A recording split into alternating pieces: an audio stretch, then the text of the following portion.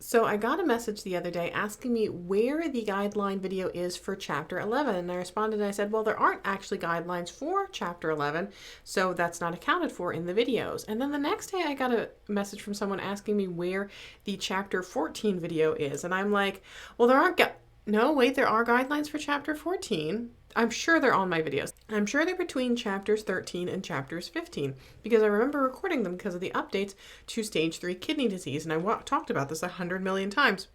But somehow they're not there. I must have gone over them so many times in every other aspect of my life that I totally forgot to record them for my YouTube channel, so I apologize profusely. Let's discuss the guidelines today for chapter 14.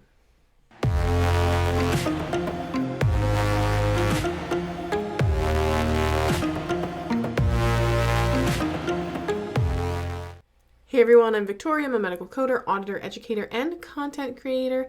And on my channel, I provide tips, tricks, and tutorials to help you be successful in a medical coding career. If you would like to support the channel because you love medical coding and you love medical coding content, I would highly encourage you to subscribe. And if you like, you can also hit that notification bell so you will get alerts when I post new episodes. Today, I'm going to be covering chapter 14, which is ICD-10-CM codes for diseases of the genitourinary system. So there were some changes to these codes specifically for 2021 in regards to chronic kidney disease, and that's an important thing that we're going to want to make sure we go over. So chapter 14 is diseases of the genitourinary system, N00 through N99, starting with chronic kidney disease. So there's different stages of chronic kidney disease depending on how severe your disease is. And there are stages 1 through 5, and then end-stage renal disease. So stage 2 equates to mild, stage 3 is moderate, stage 4 is severe, and then we have our end-stage renal disease, and those are for patients that are on dialysis. Now, if the provider puts a stage of the chronic kidney disease and then also says end-stage renal disease, we would only assign the code for N18.6, which is end-stage renal disease. So if the provider says stage 4 chronic kidney disease, end-stage renal disease, you just assign the end-stage renal disease. Hopefully that wouldn't happen, but in that case, you would just assign end-stage renal disease. Chronic kidney disease and kidney transplant status. So patients who've undergone a kidney transplant may still have some form of chronic kidney disease because the kidney transplant doesn't always fully restore the kidney function. Therefore, the presence of chronic kidney disease alone does not constitute a transplant complication. Assign the appropriate N18 code for the patient's stage of chronic kidney disease and Z94.0, which is the status of having a kidney transplant. If the transplant complication, such as failure or rejection or other transplant complication, is documented, see section IC-19G for information on coding complications of the kidney transplant. If the documentation is unclear as to whether the patient has a complication of that transplant or if it's just a sort of standard chronic kidney disease and related to that function not being fully restored, then you have to query the provider and find out more information about what's going on with that patient. New for 2021, we have stages 3A and 3B for chronic kidney disease designated in ICD-10-CM. So if you look here now in your ICD-10-CM manual, you can see that there is stage 3A, stage 3B, and then our unspecified stage 3.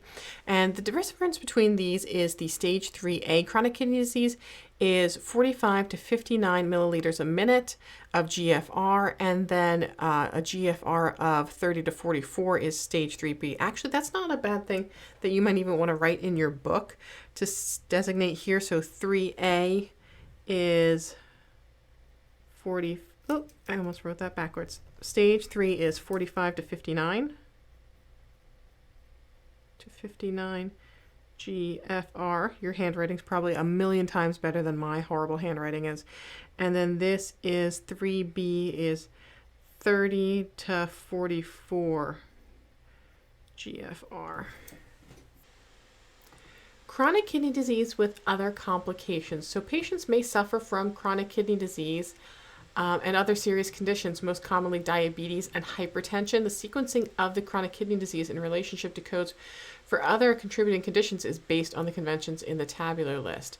Now, one thing I will remind you is that there is a cause and effect assumed relationship between chronic kidney disease and hypertension. So if the provider documents number 1, hypertension, number 2, stage 4 kidney disease, it's assumed to be hypertensive chronic kidney disease. So you would assign the appropriate I code for the hypertensive chronic kidney disease, and then also include the code for the stage of the chronic kidney disease, in this example, stage 4.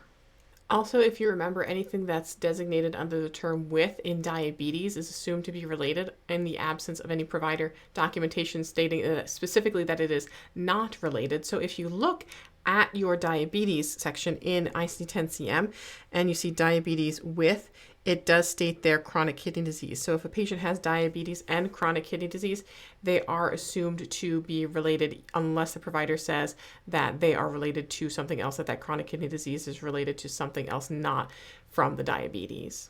So I can't believe I missed chapter 14 in there somehow, but making it up for you, I'm going to add it now into the playlist, so you'll have the full gamut now of all of the ICD-10-CM chapter guidelines, and then next week I'm going to cover some of the other different sections of the guidelines.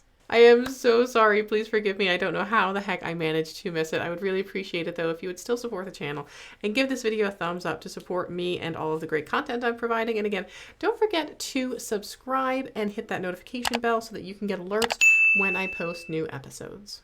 Also, I don't know if you noticed, I changed up the format a little bit. I'm actually using my DSLR camera as my webcam and kind of seeing and playing with that a little bit. I kind of like the viewpoint and the way that the clarity is here versus just using the Logitech webcam that I have instead. So I'm trying to change things up. I'm running out of desk space though, so we'll see. I might be moving some things around.